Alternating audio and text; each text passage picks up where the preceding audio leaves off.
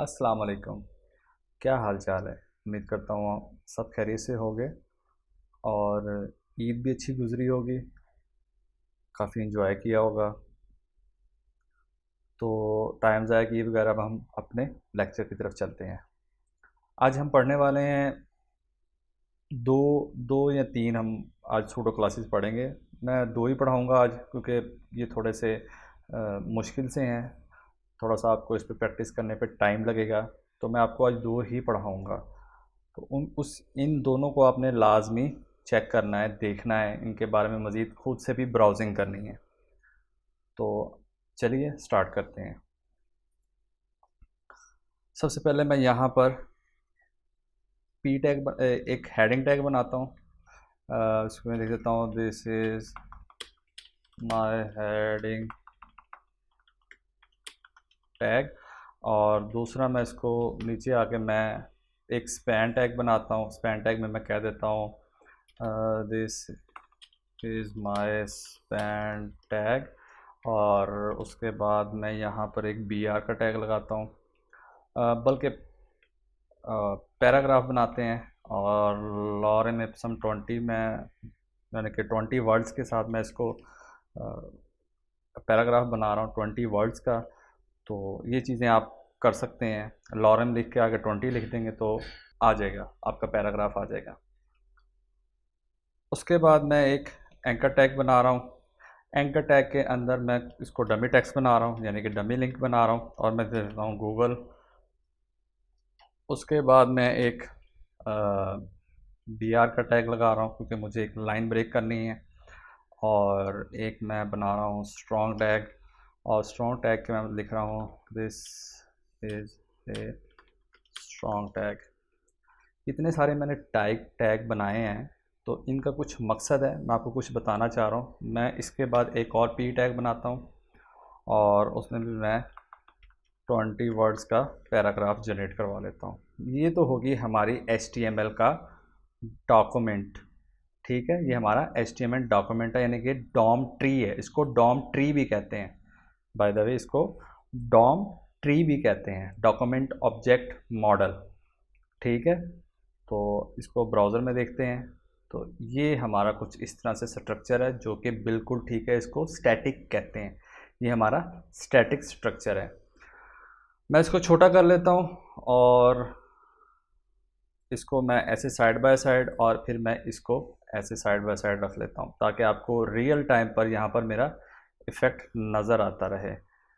मैं इसको बंद कर दूँ, लेकिन चलें, इसको भी मैं खुला रहने देता हूँ। मैं यहाँ पर अपनी स्टाइल शीट पे आ गया हूँ। स्टाइल शीट पर आने के बाद मैंने यहाँ पर अब स्टाइल लगाने हैं। ठीक है, तो मुझे बंद करना पड़ेगा, सॉरी।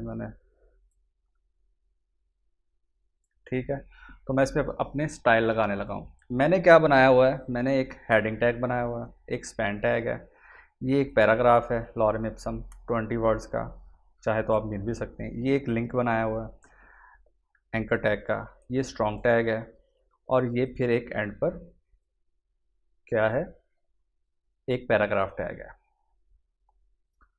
तो अब क्या करूँगा, मैंने एक यहाँ पर अब सूडो एलिमेंट इस्तेमाल करना है। मैंने आपको बताया हुआ है सूडो एलिमेंट्स का मतलब होता है fake element. Pseudo sorry classes का मतलब होता है फेक क्लासेस।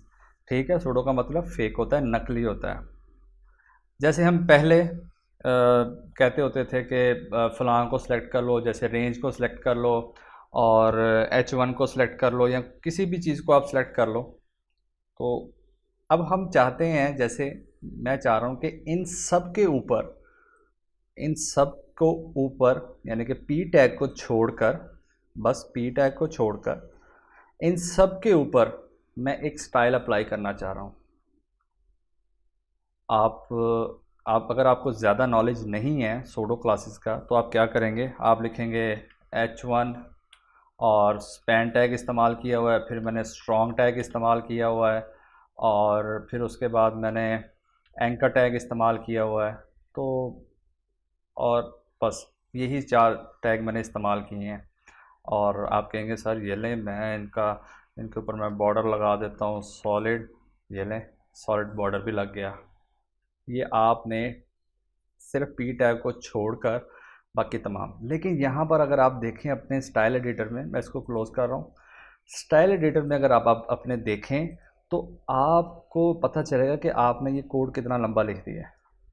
क्या कोई ऐसा तरीका है कि ये 1 2 3 4, क्योंकि मेरे पास यहाँ पर ये खाली 4 टैग नहीं हो सकते, मेरे पास बहुत सारे टैग हो सकते हैं, बहुत सारी आईडी क्लासेस हो सकती हैं, बहुत सारे और भी जो हमारे डॉम ट्री में आते हैं, जैसे हमारे सिमेंटिक टैग्स होते हैं, हमारे डिव टैग्स होते हैं। तो क्या मैं कुछ ऐसा नहीं कर सकता कि जितनी भी कुछ चीज़ें आ रही हैं वो पी टैग जो हैं वो सब के सब ना इस्तेमाल हों, बाकी सब पर अप्लाई हो जाए वो चीज़ें, लेकिन पी टैग पर ना हो, क्योंकि हमारे पी टैग के अलावा भी बहुत सारे होंगे। तो मैं यहाँ पर एक सूडो क्लास इस्तेमाल करूँगा। सूडो क्लास कौन सी इस्तेमाल करूँगा? मैं यहाँ पर करूँगा नॉट सूडो क्लास एक इस्तेमाल करूँगा। उसके साथ मैं पहले फुल कॉलन लगाऊँगा जो इसका सिंटैक्स है, और मैं लिखूँगा नॉट और आगे पैरेंथेसिस लगाऊँगा। ठीक है, तो इसका मतलब होता है नॉट का सेलेक्ट मत करो। नॉट का क्या मतलब होता है? सेलेक्ट मत करो, do not select this element. यानी कि अगर मैं इसको थोड़ी सी, अगर आपको मैं इसकी डेफिनेशन बताऊं तो इसका मतलब ये होगा, do not select this element. अब वो एलिमेंट कौन सा होगा जो मैं यहाँ इस ब्रैकेट में लिखूँगा। मिसाल के तौर पर मैं यहाँ पर अगर पी लिख दूँ तो इसका मतलब ये है कि इस एलिमेंट को आप सेलेक्ट मत करो। इसके अलावा जितने भी हैं इस पेज के ऊपर उन सबको सेलेक्ट कर लो। देखो मैंने यहाँ पर ये लिखा नॉट सेलेक्ट पी, तो उसने फ़ौरन रियल टाइम में मुझे वो दे दिया। देखें अब पी के ऊपर नहीं है, बाकी सब के ऊपर है, हत्ता कि उसने HTML पर भी यानी कि बॉडी टैग पर भी लगा दिया। एक बात याद रखनी है कि जब आप ये बॉडी टैग पर भी है और HTML टैग पर भी, अगर आप गौर से देखें तो ये देखेंगे एक साइड पर भी आ रहा है। नॉट एलिमेंट क्या करता है कि आपका जो इसमें आप नेम लिख रहे हो वो तो है सो है, लेकिन अगर आप ये लिखो कि खाली अगर एक लिखते हो तो उसका मतलब ये है कि आप इसको मत सेलेक्ट करो, बाकी HTML बॉडी टैग और जितने भी बॉडी टैग के अंदर जितने भी तमाम एलिमेंट्स आ रहे हैं, जितने भी टैग्स आ रहे हैं, उन सबको सेलेक्ट कर लो।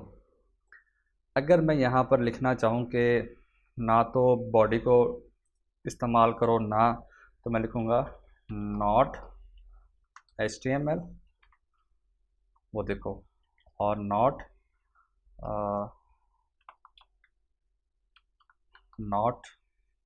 बॉडी। सॉरी मुझे लगता है यहाँ पर ये कोमा नहीं आएगा। ये देख यहाँ पर कोमा नहीं आएगा इसके दरमियान, इसको सेपरेट करने के लिए स्पेस शायद आए, स्पेस आएगी, सॉरी कोमा नहीं आएगा, स्पेस आएगी। और अगर आप स्पेस नहीं भी देंगे तब भी ये काम करेगा। ठीक है, देखें यहाँ पर कोई भी इफ़ेक्ट नहीं आया। अब सिर्फ और सिर्फ किस पर है? ना तो पी एलिमेंट पर है, ना HTML पर है, और ना ही बॉडी पर। अगर मैं इसका रेड कलर इसका मैं रेड कर दूं और अगर आपको दिखाऊं और मैं यहाँ से इसको कट कर दूं Ctrl X, तो अब आप देखिएगा कि देखिए यहाँ पर रेड कलर, मैं इसकी जो विड्थ है वो भी मैं 3 पिक्सल कर देता हूँ। तब आप देखें यहाँ बॉडी पर भी है, उसके बाद HTML पर भी है। मैंने सिर्फ लिखा है कि P को ना करो, बाकी तमाम एलिमेंट्स को कर लो। हेडिंग पर है, स्पैन टैग पर है, गूगल पर एंकर टैग पर है, उसके बाद ये हमारा स्ट्रॉन्ग टैग है, हत्ता कि बॉडी और HTML पर भी है। तो इस तरह से अगर आप करना चाहें तो वो भी कर सकते हैं। अब बजाय इसके कि मैं सारे टैग्स लिखूं, मैं लिखूं कि मुझे इन चीज़ों पर ये चीज़ें चाहिए, तो वो काफ़ी लंबी लिस्ट हो जाती है। हत्ता कि अगर हमने 2 या 3 एलिमेंट्स पर नहीं करना, वो स्टाइल अप्लाई नहीं करना, तो इसका मतलब ये नहीं कि हम वो तमाम को उठाकर उनके लिस्ट को यहाँ पर लिखें, उनके नेम्स लिखें, उनकी क्लासेस जो हमने आईडीज़ दी हुई हैं वो लिखें।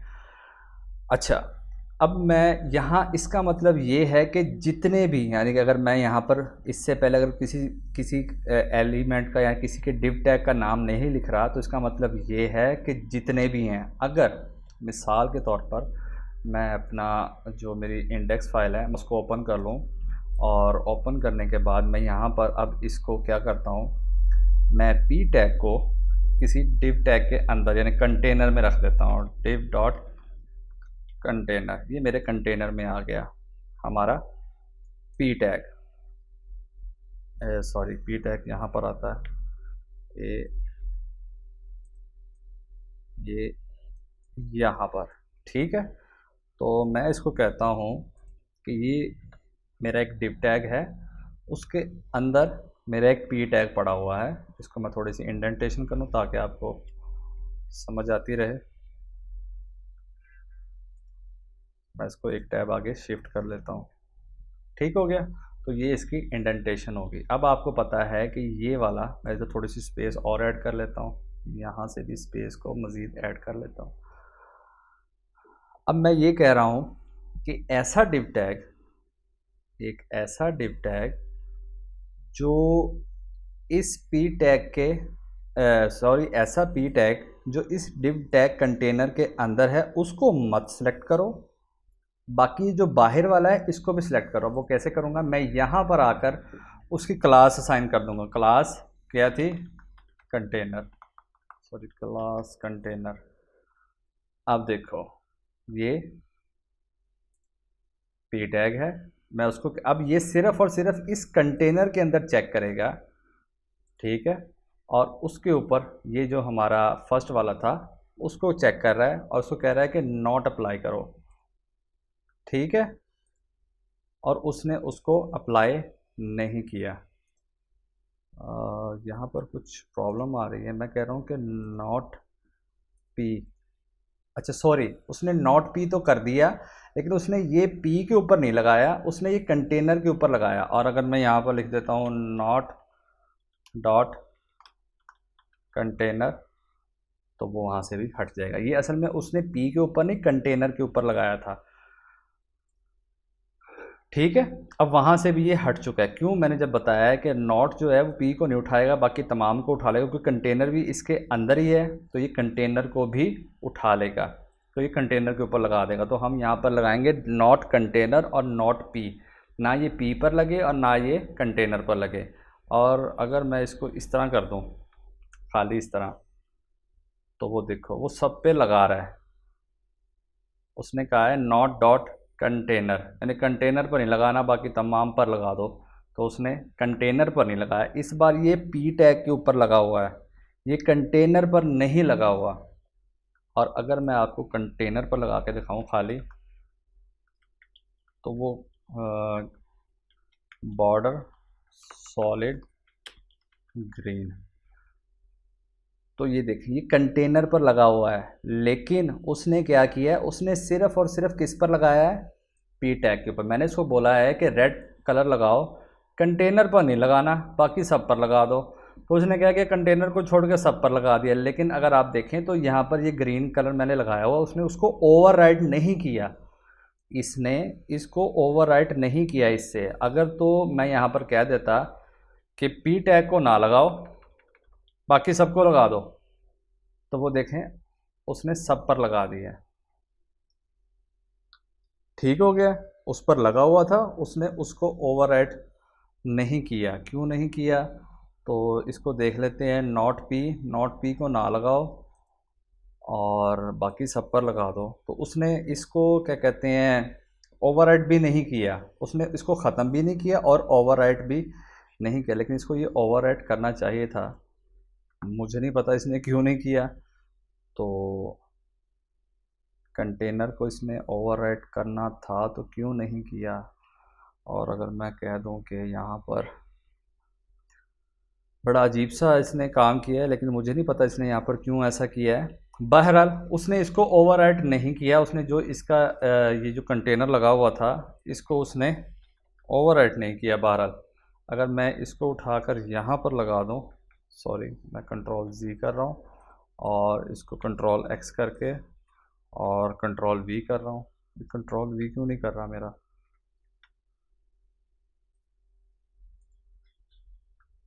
तो खैर मैं पेस्ट कर देता हूँ, कॉपी पेस्ट। तो यहाँ पर ये देखें मेरा कंटेनर पर अभी भी लगा हुआ है और उसने ओवरराइट नहीं किया।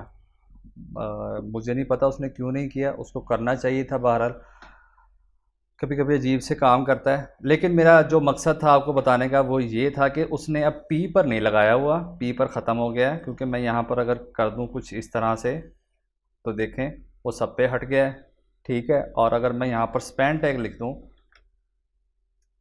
तो देखें अब वो पी पर लगा हुआ है और स्पैन टैग पर नहीं लगा होगा। ये देखें this is a span tag पर उसने नहीं लगाया। तो ये जब आप थोड़ी सी प्रैक्टिस करेंगे तब आपको ज़्यादा क्लियर होगा कि हम किसको लगाना चाह रहे हैं और किसको लगाना नहीं चाह रहे। अगेन एक बात बता दूं, जब आप इस तरह से लिखते हैं तो ये बॉडी पर भी और HTML पर भी लगाता है। तो HTML और बॉडी पर ना लगाएं तो उसके लिए हम एक बार फिर लिख देते हैं नॉट HTML और नॉट लिख देंगे हम बॉडी पर, ठीक है। तो ना तो वो बॉडी पर लगाएगा और ना ही वो HTML टैग पर लगाएगा। अब उसने देखें सिर्फ ना HTML टैग पर लगाया, ना बॉडी पर लगाया और ना ही स्पैन टैग पर लगाया, बाकी उसने सब पर लगा दिया है। अब मैं इसको हटा दूँ तो तब भी वो अब यहाँ पर उसने रेड कर दिया है। तो शायद यहाँ पर ये ओवरराइट ना करता हो, लेकिन पहले करता था ये ओवरराइट। अब का कोई पता नहीं, शायद कोई अपडेट आ गई हो नहीं। तो इसको हम इस्तेमाल करते हैं कभी ऐसी सिचुएशन आ जाती है कि हमें कोई आखिरी जो हमारा जो लास्ट एलिमेंट होता है, कभी कभी हमें उसको नहीं करवाना पड़ता, यानी कि उसको हम चाहते हैं कि ये सिलेक्ट ना हो, तो उसके लिए फिर हम कुछ इस तरह से काम कर लेते हैं, ठीक है। तो इसके बाद एक और है रूट, सिर्फ मैं वो पढ़ाऊँगा।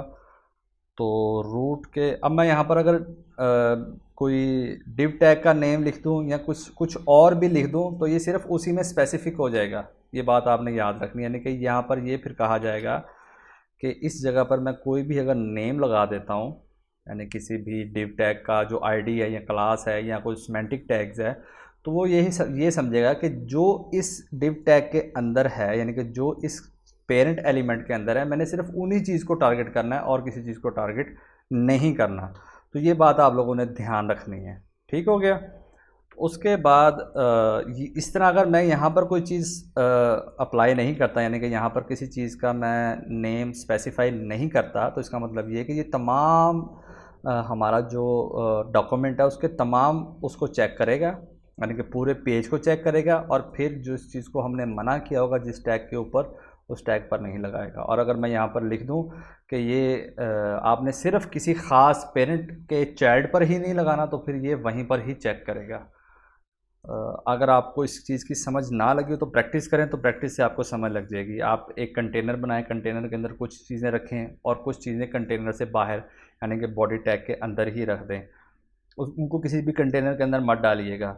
और फिर जब आप एक कंटेनर पर स्टाइल अप्लाई करें तब देखिएगा करके कैसे स्टाइल अप्लाई होता है, और जब आप बाहर वाली चीज़ों को स्टाइल करके देखेंगे तब आप स्टाइल करके देखिएगा ये कैसे स्टाइल होता है, ठीक है। उसके बाद यहाँ पर एक और चीज़ है रूट। मैं इसको ख़त्म कर रहा हूँ, मैं यहाँ पर लिख रहा हूँ रूट। रूट, अब ये जो रूट है ना, इसके साथ कोई पैरेंथेसिस नहीं लगती, यानी कि ये सिर्फ इसी तरह लिखा जाता है। ये जो रूट है, ये रूट एलिमेंट जो है असल में HTML के टैग को टारगेट करता है।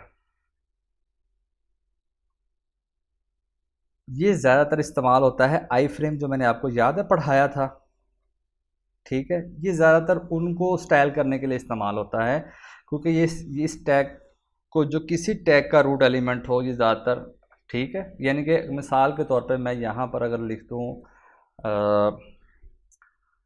डॉट कंटेनर, तो ये क्या करेगा, कुछ भी नहीं करेगा, यानी कि इसका ये रूट नहीं पकड़ेगा, इसका ये रूट एलिमेंट नहीं है। इसका रूट एलिमेंट हमेशा क्या होता है, वो HTML को ही टारगेट कर रहा है, क्योंकि HTML के अंदर ही हमारी आई फ्रेम खुलता होता है, तो वो उस HTML जब हमारा जो रूट होता है, जब वहाँ पर हम अपना टारगेट स्पेसिफाई कर रहे होते हैं, जब मैंने आपको आई फ्रेम पढ़ाया था तो उसमें कुछ चीज़ें होती थी टारगेट करने के लिए, यानी कि जब हम उसको किसी अलग टैब में खोलना चाह रहे हैं, किसी और चीज़ में खोलना चाह रहे हैं, तो उसके लिए फिर हम वो रूट इस्तेमाल करते थे। तो यहाँ पर भी ये वो रूट ही होता है जो जो आई फ्रेम को स्टाइल करने के लिए काम आता है। ये जब आप स्टाइल फ्रेम के साथ जब हम कभी काम करेंगे तो मैं फिर आपको इसमें मज़ीद डिटेल में बताऊँगा। अभी के लिए आप ये समझें कि ये रूट एलिमेंट हमेशा जो रूट चीज़ होती है, यानी कि रूट हमारे डॉक्यूमेंट में जो रूट एलिमेंट है वो HTML है। ये आप जब बैकएंड पे चीज़ें सीखेंगे तब भी वहाँ पर ये चीज़ इस्तेमाल होती है। हमारा जो रूट एलिमेंट है वो HTML का एलिमेंट है, यानी कि ये वाला जो हमारा ये वाला जो टैग है ये हमारा रूट एलिमेंट होता है, तो ये उसी को टारगेट कर रहा है। ठीक है, अभी के लिए आप सिर्फ इतना समझें, जब भी आप रूट इस्तेमाल कर रहे हैं तो आप समझें कि आप HTML के टैग को टारगेट कर रहे हैं। देखें उसने यहाँ पर किसी को भी टारगेट नहीं किया, और अगर मैं रूट लिखकर अगर P लिख दूँ आगे, तो देखें उसने P लिखा, उसने देखा कि रूट एलिमेंट पर जितने भी P टैग हैं उन सबको सेलेक्ट कर लो। समझ लगी ये बात की। और अगर मैं यहाँ पर लिख दूँ H1 तो वो H1 को टारगेट कर लेगा, और अगर मैं लिख दूँ स्पैन टैग तो वो स्पैन टैग कर लेगा। अगर हम चाहते हैं कि रूट एलिमेंट के अंदर कोई अगर एलिमेंट आ रहा है, समझ लगी बात की, यानी कि इस रूट के अंदर HTML के टैग के अंदर H1 भी है, स्पैन टैग भी है, ये भी पैराग्राफ, ये जो पैराग्राफ है ये इसके रूट के अंदर है। ठीक है, और ये भी है, तो इस सब को टारगेट कर सकता है। यानी कि हम चाहते हैं कि हम रूट एलिमेंट्स के ज़रिए, यानी कि HTML टैग के ज़रिए अपने किसी चाइल्ड एलिमेंट को या किसी भी एलिमेंट को टारगेट करें, तो वो भी हम कर सकते हैं। अब मिसाल के तौर पर अगर मैं यहाँ पर ये देखें, ये किसी डिव टैग के अंदर पड़ा हुआ है, मैं इसको एक क्लास असाइन कर देता हूँ। मिसाल के तौर पर क्लास para1 असाइन कर देता हूँ। अगर कभी ऐसा हो कि आपको आपका कोई प्रॉब्लम कर रहा है, यानी आप अपनी जो जैसे मैंने आपको सिबलिंग्स बताए थे कि एक सिबलिंग्स को कैसे असाइन करते हैं, यानी कि रिलेशनशिप्स के ज़रिए भी आप इसको टारगेट नहीं कर पा रहे। कभी कभी ऐसी सिचुएशंस आएंगी आपके पास कि आप आपका जो टारगेट करने का जो तरीक़ाकार होगा, सिंटेक्स होगा, वो तो ठीक होगा, लेकिन ये फिर भी टारगेट नहीं हो रहा होगा। अच्छा, फिर आप इसको कभी क्लासेस असाइन करेंगे, कभी क्या करेंगे, कभी इसका जो एट्रीब्यूट सेलेक्टर्स होते हैं उनसे भी सिलेक्ट करेंगे, तो ये कभी कभी सिलेक्ट नहीं हो पाता, क्योंकि वो रूट में इतना आगे निकल चुके होते हैं कि हमें पता भी नहीं चलता। तो फिर हम लोग क्या करते हैं, हम यहाँ पर रूट को सिलेक्ट करते हैं, और रूट को सिलेक्ट करने के बाद कह देते हैं कि भाई ऐसा एक रूट एलिमेंट है, उसके अंदर एक पैरा पड़ा हुआ है, para1 मेरा ख्याल है। तो ये देखें उसने बड़ी आसानी से उसी को सिलेक्ट किया जिसके पास मैंने कहा रूट के अंदर चेक करो कि उसके अंदर कोई para1 पड़ा हुआ है, तो उसने इन सब को इग्नोर किया और रूट1 पैरा पर चला गया। अगर मैं यहाँ पर आईडी दे दूँ तो ये आईडी के साथ भी काम करेगा, और आईडी आपको पता है कि एक पेज पर एक ही आईडी एक एलिमेंट पर दी जाती है, वो यूनिक होती है, आइडेंटिटी होती है उसकी, तो उसको हैश के साथ कॉल भी करते हैं, और वो एक बार ही दी जाती है क्योंकि आईडी एक बार ही इस्तेमाल होती है, क्योंकि वो आईडी होती है। जैसे हमारा आईडी कार्ड होता है, इसी तरह यहाँ पर भी आईडी कार्ड हमेशा यूनिक होता है, ये भी इसकी आइडेंटिटी होती है। तो ये थे हमारे आज के 2 एलिमेंट्स। तो आप इसकी ज़्यादा से ज़्यादा प्रैक्टिस करें, गूगल पर जाएं, इसके बारे में मज़ीद सर्च करें, देखें, घूमें फिरें, इस पे तरह तरह के एक्सपेरिमेंट करें। जब तक आप तरह तरह के एक्सपेरिमेंट नहीं करेंगे आपको ये बिल्कुल भी समझ नहीं आएंगे। सूडो क्लासेस को थोड़ा सा इस्तेमाल करना ट्रिकी होता है, थोड़ा सा मुश्किल होता है। कभी कभी ये जैसे हम शुरू शुरू में विजिटेड और होवर्क के साथ जब हम काम कर रहे थे तो प्रॉब्लम्स करते हैं, इनकी जो थोड़ा सा सीक्वेंस है इनको समझना पड़ता है। तो आप इनके साथ थोड़ा सा फैमिलियर हों, इसके साथ थोड़ा सा आप अपना अंडरस्टैंडिंग अच्छी करें। उसकी वजह ये है कि इसके बगैर आप काम नहीं कर सकते। इन सूडो क्लासेस का काम इतना है, अगर आप एक अच्छा फ्रंट एंड डेवलपर बनना चाहते हैं तो ये सूडो क्लासेस को लाजमी देखें, पढ़ें, सोचें, समझें। इनके बारे में जितनी ज़्यादा चीज़ें आप अपने अंदर लेके आएंगे, इनके बारे में नॉलेज गेन करेंगे, उतना ज़्यादा आपको फ़ायदा होगा। आप ये कभी मत सोचेंगे ये पता नहीं सर हमें क्या पढ़ा रहे हैं, ये कुछ भी नहीं है। जब हम एक जैसे मैंने आपको एक लॉगिन फॉर्म, अगर आपने मेरी वो देखी है वीडियो, तो उसमें आपको बड़ा ही अच्छे तरीके से समझ आ रहा होगा कि मैंने किस तरह सूडो एलिमेंट्स को इस्तेमाल करते हुए, सूडो क्लासेस को सॉरी इस्तेमाल करते हुए एक इतना अच्छा एक फॉर्म बनाया। तो ये सब कुछ आप भी कर सकती हो, आप अपनी अंडरस्टैंडिंग से कर सकती हो। एक दो आज ये पार्ट 3 है, 2 लेक्चर और पड़े हुए हैं। उसके बाद मैं आप लोगों को ट्रांजिशन सिखाऊंगा, 2D 3D इफ़ेक्ट सिखाऊंगा। तो उसके बाद फिर जब वो कंप्लीट हो जाएंगे, फिर आपको CSS में शक्लें कैसे बनाते हैं वो बताऊंगा कि आप शक्ल्स को कैसे इस्तेमाल कर सकते हैं, अपनी शक्लें कैसे अपने, यानी कि बड़ा बेहतरीन सा अगर आपने कोई स्टाइल बनाना है, कोई शेप्स बनानी है, तो वो आप कैसे बना सकते हैं CSS को इस्तेमाल करते हुए। एक इमेज लगाई है, उस इमेज के साथ साथ आप किस तरह से टेक्स्ट को फॉर्मेट कर सकते हैं। अगर आप अक्सर देखा होगा तो इमेज के साथ साथ बिल्कुल टेक्स्ट आ रहा होता है, तो वो सब चीज़ें मैं आपको बस बताऊंगा, सिखाऊंगा। लेकिन ये चीज़ें आपको आएंगी तो वो आएंगी, ये नहीं आएंगी तो आप यकीन जाने उसका कोई फ़ायदा नहीं है। अब जैसे जैसे हम आगे बढ़ रहे हैं, अपने आप अपने अंदर एनर्जी लेके आएँ, एनर्जेटिक होकर काम किया करें। ये ऐसा ना हो कि सुस्त रह के अब अगर आप काम करेंगे तो काम नहीं चलेगा। अब हम बहुत करीब हैं अपने बड़े प्रोजेक्ट के पास। उससे पहले मैं अब कोशिश करूँगा कि एक वीडियो और बनाकर आपको भेज दूँ ताकि मेरे आने तक आप लोग ये काम कर सकें। उम्मीद करता हूँ इस लेसन की आपको समझ आई होगी। अगर फिर भी आपको इस लेसन की समझ नहीं आई तो आप मुझसे कांटेक्ट कर सकते हैं। किसी भी चीज़ की अगर आपको समझ नहीं आती तो आप मुझसे कांटेक्ट करें। लेकिन ऐसा नहीं होना चाहिए कि अगर आपने वीडियो देखी और सिर्फ वीडियो देखकर ही आप मुझे कांटेक्ट करें। पहले वीडियो को देखें, प्रैक्टिस करें, प्रैक्टिस के बाद भी फिर आपको समझ नहीं आती, then contact to me. Okay, अपना ख्याल रखिएगा। अल्लाह हाफिज़।